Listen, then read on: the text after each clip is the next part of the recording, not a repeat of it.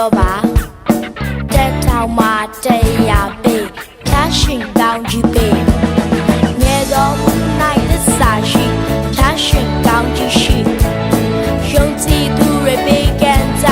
ဆယ်ဖို့တဖို့ပြ